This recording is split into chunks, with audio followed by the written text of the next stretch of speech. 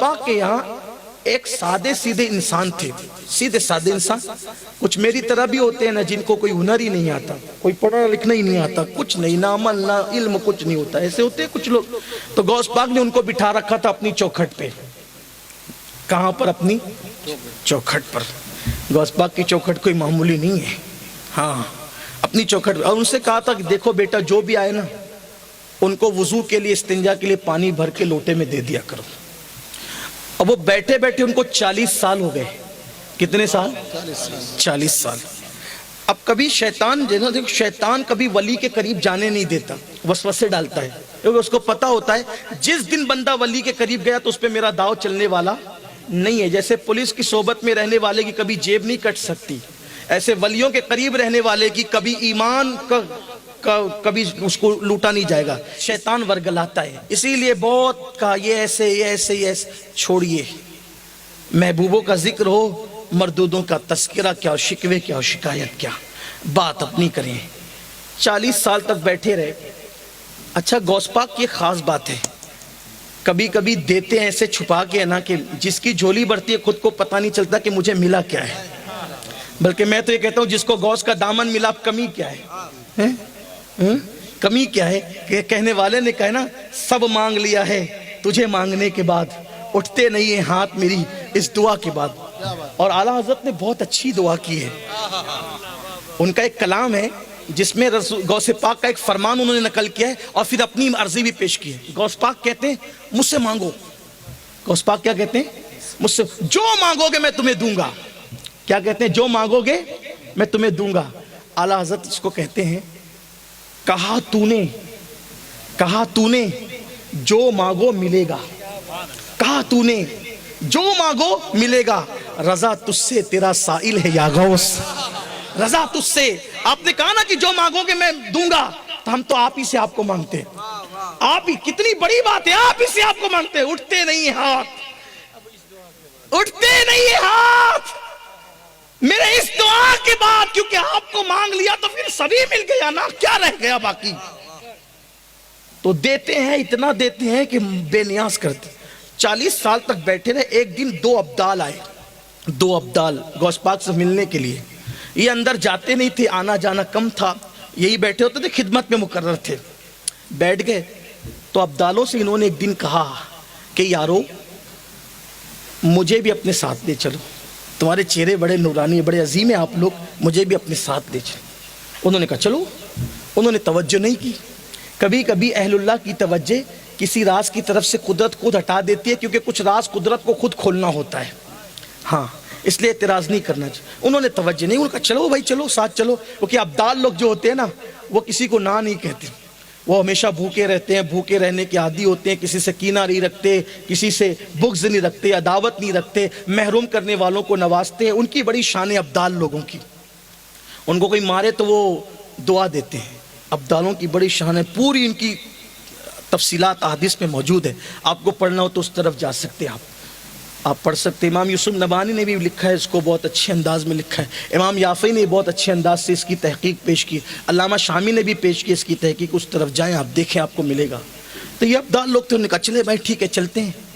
اب یہ گئے، اب ان لوگوں کی توجہ اس طرف نہیں ہو سکی، کس طرف کہ یہ ہے کون، توجہ نہیں ہو سکی۔ انہوں نے ساتھ تو لے لیا، رستے میں تھوڑی دیر چلے، ان کا چہرہ اتر گیا۔ یہ دونوں ابدال لوگوں نے کہا کہ کیا ہوا؟ کہا بھوک لگ گئی ہے، بھوک۔ کہا آپ کو پتہ ہے ہم لوگ ابدال لوگ ہیں، ہم لوگ ایسے بار بار کھانے والے لوگ نہیں ہیں، ہم لوگ 24 گھنٹے میں ایک بار کھاتے ہیں، وہ بھی ایک روٹی، چھوٹی سی ایک روٹی، ہاں ایسے۔ کہا میں تو بہت ناز و نم میں پلا ہوا ہوں، اس لیے کہ کہاں رہتے تھے؟ خانقاہ قادریہ میں رہتے، اور وہاں ہر وقت لنگر چلتا رہتا تھا، ہر وقت۔ غوث پاک کہتے ہیں کہ میں نے نیکی کے دفتر کو الٹ پلٹ کر دیکھا، کھانا کھلانے سے کوئی بڑی نیکی مجھے نظر نہیں آئی، بہت بڑی کھانا کھلانا تو کھلایا جاتا تھا، وہاں تو لنگر ہوتا تھا تو کھاتے ہی رہتے تھے، اب یہاں تو بھوک کا احساس ہوا۔ وہ کہا کہ مجھے بھوک لگی ہے، کہا کہ ایسے نہیں ہوگا، 24 گھنٹے کے بعد کھانا ملے گا، چلنا ہو تو چلو واپس جاؤ بغداد۔ انہوں نے کہا چلو چلتے ہیں۔ 24 گھنٹے تک چلے، کہا اب تو وقت آ گیا، اب تو کھانا چاہیے۔ انہوں نے مصلی بچھایا، 2 رکعت نماز پڑھی، ایک ابدال نے دعا کی، دعا کی تو 3 کٹورے سالن کے اور 3 روٹیاں آسمان سے نیچے آئی، 1 کٹورا 1 روٹی ان کو، 1 کٹورا 1 روٹی ان کو، 1 کٹورا 1 روٹی، اس تینوں نے بانٹ لیا، کھا لیا، مزہ آیا۔ پھر اس کے بعد 24 گھنٹے پھر گزرے، یہ عادی ہو گئے تھے، تیار ہو گئے تھے ذہنی طور پہ کہ بھئی یہ 24 گھنٹے سے پہلے کھانا نہیں ملنا ہے۔ آئندہ 24 گھنٹے گزرے تو کہا بھئی بھوک کا بہت شدید احساس ہو رہا ہے، اور پھر کل کے کھانے کی لذت والا کھانا ہو تو پھر ذرا سا اس کا تصور ہی بھوک لا دیتا ہے۔ کل کے کھانے کی لذت ہے، یہ 24 گھنٹے، کبھی منگاؤ کھانا، دوسرے نے 2 رکعت پڑھی اور اس کے بعد پھر دعا کی تو آئے 3 کٹورے 3 روٹیاں پھر بانٹ لیا۔ اب اگلے جب 24 گھنٹے گزرے تو کہا بھائی انتظام کرو کھانے کا۔ کہا آپ کو نہیں پتا ہے، ہمارے ہاں اصول یہ ہے، ایک دن میں نے منگایا، ایک دن انہوں نے منگایا، آج باری آپ کی ہے۔ کرے بھائی میں سیدھا سادہ آدمی ہوں، مجھے کچھ نہیں آتا جاتا، میں بہت سمپل سا آدمی ہوں، مجھے کچھ آتا جاتا نہیں ہے، میں نہیں منگا سکوں گا، میں کوئی ابدال نہیں ہوں۔ کہا دیکھو اصول ہمارے یہاں یہی ہے کہ ہر آدمی اپنی باری پہ منگائے گا، یا منگاؤ یا بھوکے رہو۔ اگر اتنی حیثیت نہیں ہے منگانے کی تو بھوکے رہو، وہ حیثیت جب ملے گی تب منگانا۔ کہتے ہیں نا مرتا کیا نہ کرتا، مصلی بچھایا، دعا کی اللہ مجھے کچھ آتا تو نہیں نا، لاج رکھ لے بس، بھوکے ہیں جنگل میں کھانا دے دے۔ ادھر دعا کی، ادھر 6 کٹورے اترے اور 6 روٹیاں اتری، 6 کٹورے 6 روٹیاں اتری۔ وہ دونوں ابدال نے کہا بھئی آپ تو کہہ رہے تھے کہ آپ کچھ نہیں ہو، کچھ آتا جاتا نہیں ہے، یہ آپ نے 2 کٹورے آئے، 2 کٹورے ایک ایک کے لیے آئے، ہمارے لیے 1 کٹورا، آپ کی دعا پہ 2 کٹورا۔